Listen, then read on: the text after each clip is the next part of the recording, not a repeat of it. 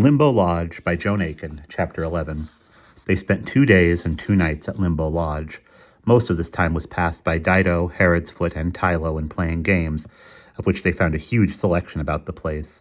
Dido's favorite was Hyena, a board game somewhat akin to Ludo, using a spiral track on which players moved their counters according to throws of dice. The counter was the player's mother, going to the well for water. If she managed to escape all the hazards on the way and returned with a jug of water, she turned into a hyena and could pounce on all the other contestants. This tickled Dido greatly. "Coo, don't I just wish my ma would turn into a hyena? She couldn't be any meaner than she is already." Dido's own parents were so disagreeable that she could not help envying the happy relationship that had sprung up between John King and his daughter Talisman. He got up from his bed on the morning after they had arrived, declaring that he was entirely better, and spent most of his time in an armchair by a window facing out to the southern sea. Sometimes Herod's Foot spent time with him and played a game of Go, or Henatoftel, or Four-Field Kano. But, in general, it was Talisman who sat beside him, holding his hand, looking lovingly into his face, and discussing endlessly what should be done for the welfare of the island of Aratu. Sometimes Aunt Tala-Ah joined them and shared these discussions. But Aunt Tala-Ah was a true forest person. She could hardly endure to be in one place for more than 6 or 7 hours, and would often vanish away on her own concerns. "Where do you go, Aunt Tala-Ah? Where do you go, Aunt Tala-Ah?" Dido asked her. "Oh, here and there, up and down, to and fro, sometimes to the camp to see how they go there. Many were killed in that fire, the others, poor things. They are in a great confusion, some deserting. Other times I take a look at the madman Ruiz, or those sad Arias." "But Aunt Tala-Ah, how do you get across the gorge? How do you get about?" Aunt Tala-Ah smiled. "Oh, come ici, come ça, one way or another. Lo ongo." She used a Dundee phrase that Dido had not heard before. "Aunt Tala-Ah, what did you mean by that thing you said to Manuel about the baby?" Aunt Tala-Ah said, "Once, long ago, Manuel, in those days he was still known as Paul Curlingshaw, he played a game of Mancala with a forest man. Manuel cheated. He moved his piece where the other man had left the board to fetch his baby who was crying. But the memory bird saw what Manuel did and told its master when he came back, and the man's wife, who was a Kaniki, held up the baby and said, 'Angry man, the next time you see a baby with the same name as our daughter, your wits will leave you forever and they will never return. From then you will be as good as dead.' So always after that, Manuel hated the company of women and small children and would avoid them whenever he could." "What was the baby's name?" "Miraya. It is a name often used by the forest people. It means daughter of the sun." "Is it so terrible to cheat in a game?" Aunt Tala-Ah looked at Dido seriously. "It is the first step toward annihilation of the spirit." "I see. So it was quite kind of you to knock Manuel off after he had seen Miraya. Otherwise, he'd have been 9 pence in the shilling for the rest of his life." "All I did was remind him. After that, sheer terror finished him off." Dido gazed at Aunt Tala-Ah with respect. "Did you know that Manuel had pinched a skull from the place of stones?" "Yes, a memory bird told me that. If he had ever gone back to that place, one of the stones would have fallen and crushed him. No wonder he didn't care for Aratu. He was a poor, despicable wretch." Aunt Tala-Ah dismissed Manuel with a wave of the hand. "The urge to gamble is a disease, like the craving for opium or rum toddy." Dido nodded. She knew all about that. "Some might say, leave such poor fools alone to wreak their own destruction. But the danger is that they do harm to others. They steal, they lie, they commit crimes to pay for their habit. They infect their companions." "Yes, that's so," said Dido sadly. "We will think of him no more. He did a great harm to Aratu, but matters will mend now." Tylo came to summon them to Yorka's death rites. On the stone floor of the little ghost house, he and Dido had built a pyre of musk, aloes, ambergris, degila bark, sandalwood, pepper, bezoar, and nutmeg leaves. Yorka's body was tucked into this, wrapped in the gold brocade from King's four-poster. Aunt Tala'a had removed the wooden ring from her finger. Even a wooden ring may tie down her spirit. Tala'a gave it to Dido. Then, with a piece of fire fungus, she touched the jejila bark and blew on it gently. At once, a clear green flame shot up. In 5 minutes, the little fragrant pile was totally burned without smoke or sound. Dido wondered that no wind stirred the flame, for outside the ghost house she could see that a strong southerly breeze was bending the branches of the clove trees. Then she noticed that both Tala'a and Talisman wore expressions of deep concentration, focused on the flame. She remembered Yorka making the rain, and before that Yorka and Talisman at the place of stones dispersing the mist. It'd be great to be able to do that, Dido thought, and noticed, as the last spark died away, Tala'a's eye fixed measuringly upon her. Terir Hasim. Go with light feet, Yorka, called Tylo. Go with light feet, Yorka, called Tylo loudly, and the others echoed him. And Dido heard another voice take up the message from above, a voice that she recognized, which then went into song. Oh, from swim to fly, from wet to dry, from fly to blow, blow in the window. Dido looked around, startled. Nobody else seemed to have heard the ghost song, but again she noticed the eye of Aunt Tala'a fixed on her measuringly. When they returned to Limbo Lodge, Tala'a pointed to the sky in the south. It will not be long now till the Onda. We had better provision the boat. They ran back and forth to the lass of clay, with food, fruit, water, and warm waterproof clothes. Herod's foot caused some dispute by his urgent request to bring a dozen games wholly unfamiliar to him, which he had found about the house. In the end, he was persuaded that there really was no room for them, and despite his arguments, he was obliged to reduce the number to 3 when he pointed out that John King might need some entertainment during the trip. Dido felt extremely sorry for Herod's foot. She suspected that he was terrified of what was going to happen next and was making use of this distraction to keep himself from thinking about it. And from the ever-widening gulf between him and Talisman, his eyes were fixed on her piteously whenever she came near him. Dido heard John King ask his daughter, "Should I bring some notebooks to Regina in case I can't hear what people say to me?" And Talisman's reply, "No, father, you can hear very well now, as well as anybody, and if you are in any doubt about what someone has said, you can always ask me. I shall always be there." Always, Dido thought. "Now we must move the boat to the cliff edge," Talisman said. "Look at the sky." It was early morning on their 3rd day. The sun had risen behind a huge inflamed angry cloud. A high rustling wind whined briefly over the cliff top and was gone.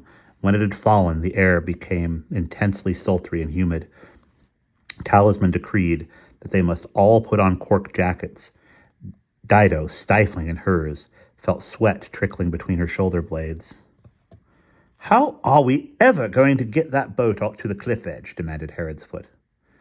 "I have a certain skill at carrying weights," Talisman quietly reminded him. "If you, my father, will go to the starboard quarter, you, Francis, and Tylo to the port, Dido to the prow." She placed them all well and forward, and then went with Tala'a to the stern. "Are you ready? When I give the word, lift."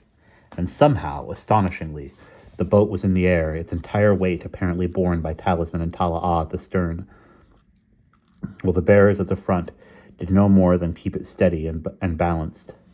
They moved out of the boatyard at a slow but regular pace, and covered the short distance to the area marked by bamboo wands in 3 minutes.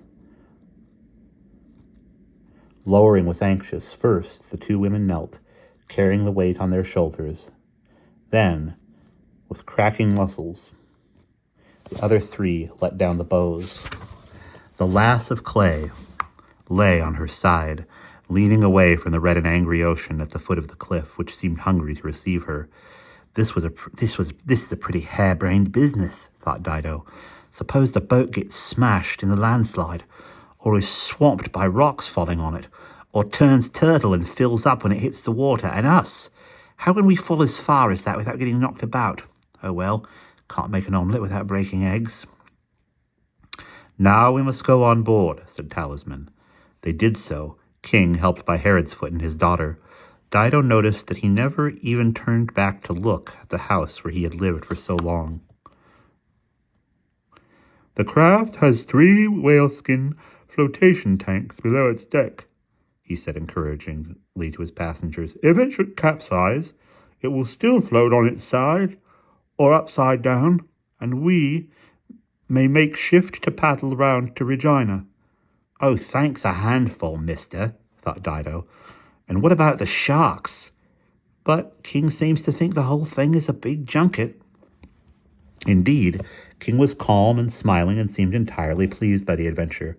Well, thought Dido, it must make a change for him after all those years at Limbo Lodge. They stuffed themselves into the cabin and shut the door. There were 4 small portholes. Dido looked through one and saw an odd copper-colored cloud take shape over the southern horizon and come hastening toward them. In a moment, the sky was darkened by a choking coppery haze. The cliff top outside turned rust color, and the lass of clay was turned to a ship of copper. It is dust, said Ta'ala'a, from the volcano. The dust came filtering into the closed cabin. They all began to gag and choke and hurriedly tied cloths over their mouths and noses. Talisman was holding a straw between her 2 palms and watching it intently. It quivered once. There, she said. That was it. Listen. They listened, straining their ears to the muffling silence which had fallen with the dust. A dozen times Dido thought she heard a sound which turned out to be no sound at all. When at last it did begin, it was so tiny that she thought she had imagined it. But it grew from a rustle to a whisper, from a whisper to a murmur, from a murmur to a sigh, from a sigh to a high continuous note, which went on as long as it takes to peel an apple, and then, suddenly, the bottom seemed to fall out of the world. The blood creaked and stammered in their ears, and the red dust that was everywhere in the cabin flew up and dashed against the ceiling. There was no time for speech as they hurtled down. Herodsfoot started to say, "What?" And then, with a bone-wrenching crash, they hit the water and furrowed their way into a green hill of sea. Dido saw the dark green shoot across her porthole and thought, I never expected to die this way. I shan't see Blackfriars Bridge again. Why she picked out Blackfriars Bridge she could not have said. And then the green gave place to a bright gray. The boat righted itself with a long, shuddering heave, and Talisman, fighting her way upward, cried, Quick! We must get a sail on her, or we shall be thrown in against the rocks. They flung themselves out of the cabin into the cockpit. The well was half full of water. Tylo seized a gourd and began bailing furiously. John King took the tiller. We shall do now, he said. When she gets a bit of way on her. Talisman scrambled out of the cockpit and was busy on the cabin roof with the jib sheet, Herodsfoot helping her.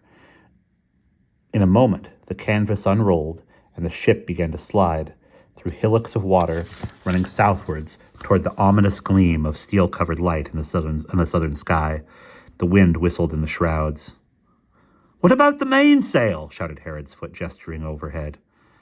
Not yet, said King. This wind will strengthen. Dido found another gourd and helped Tylo bail. The planks are dry, King told them. You'll have to keep doing that until they swell up. Why are we steering south? Herodsfoot wanted to know. The high black mass of cliff was slipping away from them, and presently they could see Manatee Harbor and its anchorage.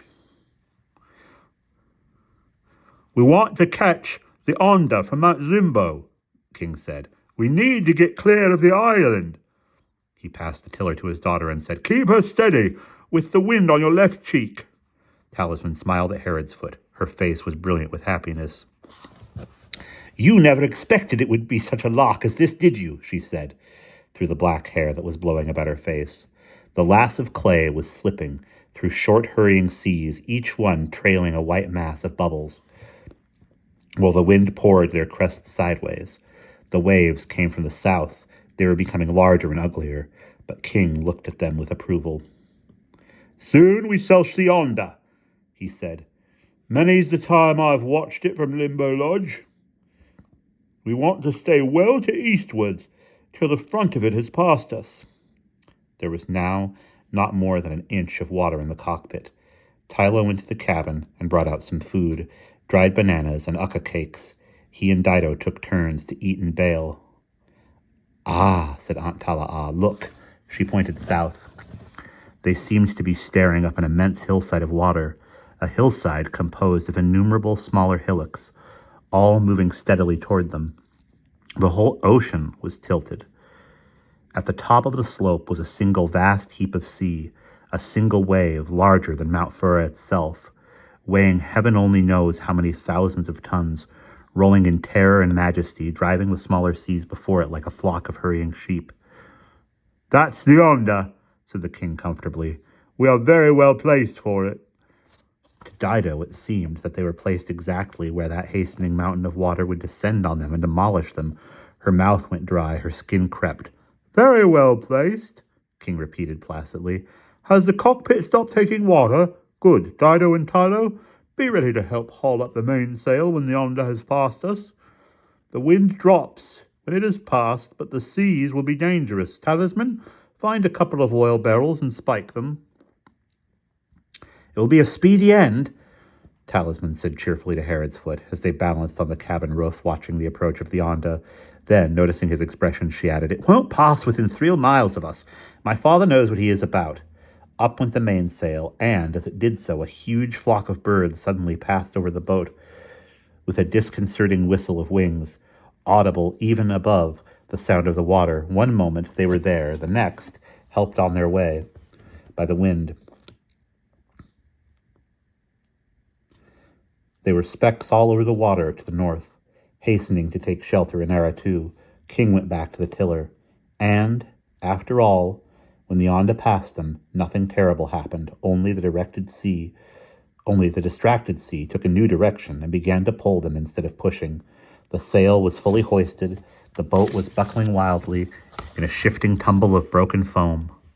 Snarling, worrying breakers bit and clawed at them, and King had to use all his strength, which was considerable, to keep the lass of clay heading the way she should go. Tylo and Herodsfoot ladled oil over the side. It seemed impossible that should do any good, but they felt the benefit at once. The torn, hurrying water round them smoothed out and gentled. Instead of slapping over the sides, the waves rubbed silkily along the bulwarks like fawning cats. King held on a westward course for another half-hour, then changed direction and let wind current drive the boat north like a feather in a gale. During 3 hours they sailed and saw nothing, for mountainous seas hid the coastline of Aratu from them. As soon as they were steady on their course, King declared, Now I must sleep. Do not call me unless there is any cause for disquiet. He gave the tiller to Talisman, said to Herodsfoot, Stay with her and help her, then rolled into the cabin and lay down on one of the 2 bunks. In a moment he was fast asleep. Where is Aunt Tala'a? Dido asked Tylo, suddenly anxious. Is she asleep on the other bunk? He shook his head. Aunt Tala'a travelled on ahead. How could she? You mean she has left the ship? She think we hunky-dory now. That was a phrase he had caught from Dido. But how did she go? Tylo shrugged. With Aunt Tala'a you never see. One moment she here, next she gone. Dusk came early that day. Always dark after Mount Zimbo throw up, Tylo said. Dido supposed it was the dust in the atmosphere. A few stars, only the brightest, shone out in the sky. There was a lighthouse on the northernmost tip of Aratu. Far ahead now, they could see the loom of its beam wheel across the horizon. We better wake Sovereign King, Tylo said, but King came out just then of his own accord, sniffed the air, studied the stars, and said, Now it is time to alter course to the northeast. Give me the tiller and you all be ready to get the sail across.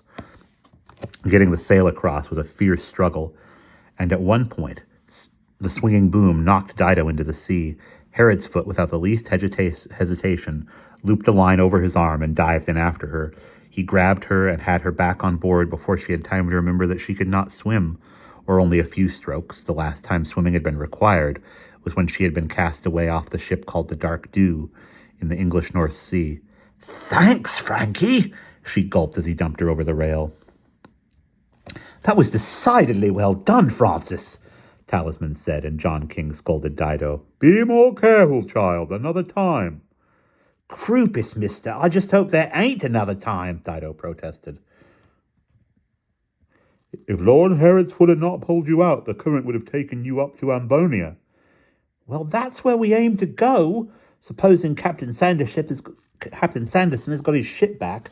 Meanwhile, thanks to John King's skillful steering, they had slipped eastward, out of the undercurrent, and were now rounding the northerly tip of Aratu.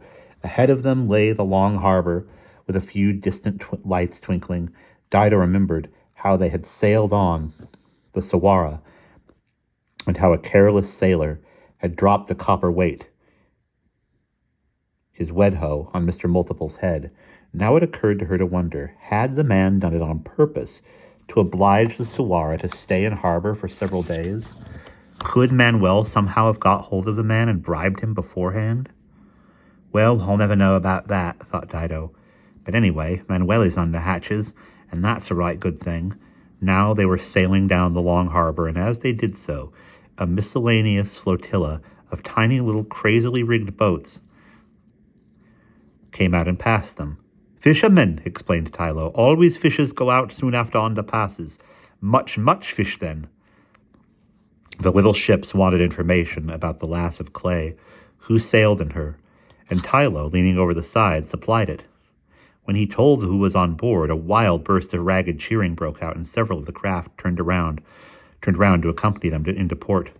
The drumming, which had been noticeable as soon as they rounded the lighthouse point, became louder and louder. More lights flashed out all across the town and the harbor front. "I guess word got about," Dido said to Tylo. "Do you think that is good or bad?" He reflected. "I think it's good. Aunt Tala'a will have spread news." John King was gazing ahead at the lights of Regina as a man studies a long-lost treasure, rediscovered after many years. "Why?" cried Dido as they rounded the harbor bar. "Look, there's the Sawara!" Wearing a somewhat haphazard and disheveled appearance, the old tramp lay in her previous berth. There was just enough breeze in the harbor for John King to steer up neatly and bring to between the Sawara and the pier. A man stood keeping guard on the Sawara's foredeck. "Who's your master?" King called up to him, as the lass of clay lost way and came gently to a stop. "Signor Manuel!" Then the man suddenly realized who he was talking to. "Signor King, your excellency!" At this moment, a hubbub broke out on the harbor front. A respectful, interested crowd had been gathering at the top of the stone landing steps that led down from the quayside. Now, at the sight of King standing on the cabin roof, his eyes gleaming in the lamplight and his hair shining bright silver, murmurs of astonishment changed to joyful shouts of welcome, which rose up to a burst of cheering. Dido, Tylo, and Herodsfoot quietly set about mooring the lass of clay, while King and Talisman climbed the harbor steps. Reaching the top of the steps, King addressed the crowd. He said, "My friends, after my long illness I have come back to you. I am well, strong, rested, happy to look after you and live among you as I did before. There will be no more strife and dispute. All shall be done with justice and reason. Better, I have with me my dear daughter Talisman, child of my beloved wife Aratu, whom you all remember. Talisman will be my eyes and ears and your best friend. She is also a Kaneki and will heal you when you are sick." There was another burst of cheering. Just one or two voices could be heard asking, "And Manuel, where is Manuel?" King said, "My brother is no longer with us. There was a curse on him from long ago. It caught up with him. He is dead. Aunt Tala'a will tell you the whole story. Now I and my friends who have come up from Limbo Lodge riding on the Onda, we are weary and need a house to sleep in. Can such a house be found?" But easily 50 voices told him the town was half empty, and there was a fine house right here in front, which had once been a hostel for pilgrims coming to visit. Place of Stones, it was his to command. It was called Maison Deu. Before the crew of the Lass of Clay had finished mooring, furling the sails, coiling ropes, fastening ties, tidying the cabin, making all fit to be left, the crowd had spread a pathway for John King across the harbor front of his temporary home. At first, Dido thought it was made from white petals of flowers scattered across the stone paving, but as she followed behind King and Talisman, she saw that the pale shapes were playing cards with all kinds of emblems on them: bulbs, leaves, clubs, swords, hearts, pikes, paving tiles, and trefoil.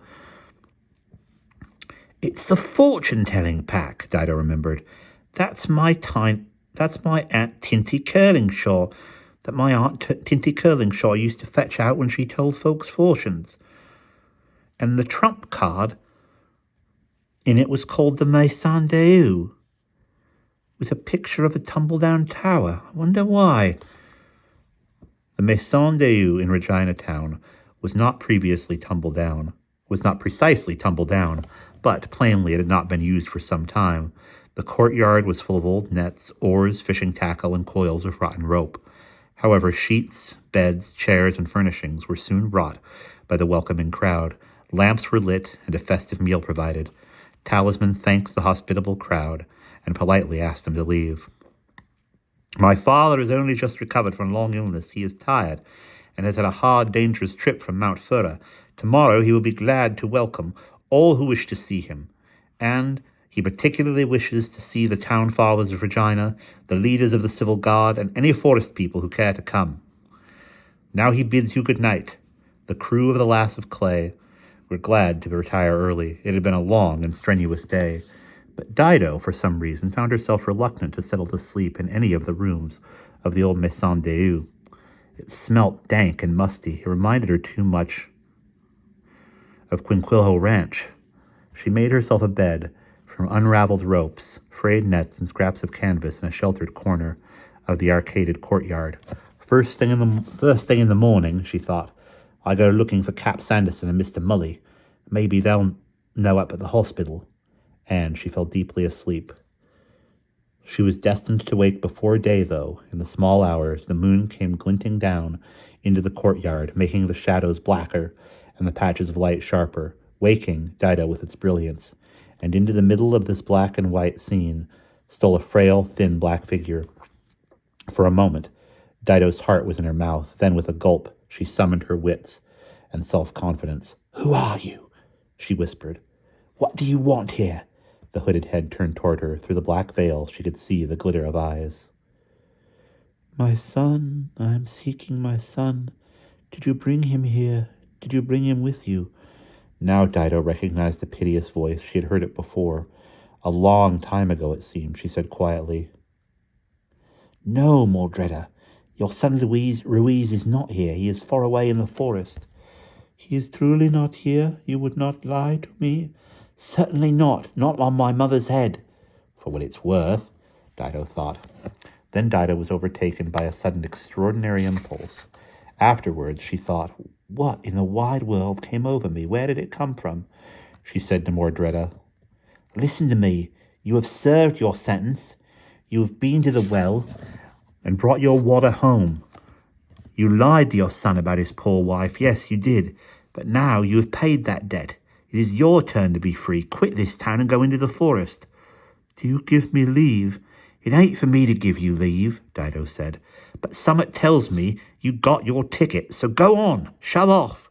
Up sticks with you and skedaddle. Leave this doleful town. And a good journey to you." The hooded figure turned, bowed deeply to Dido, but then did not stand erect again. She seemed to glide out of the courtyard on all fours. "Krupis," thought Dido. "She's turned into a hyena," and went back to sleep. And that's the end of chapter 11.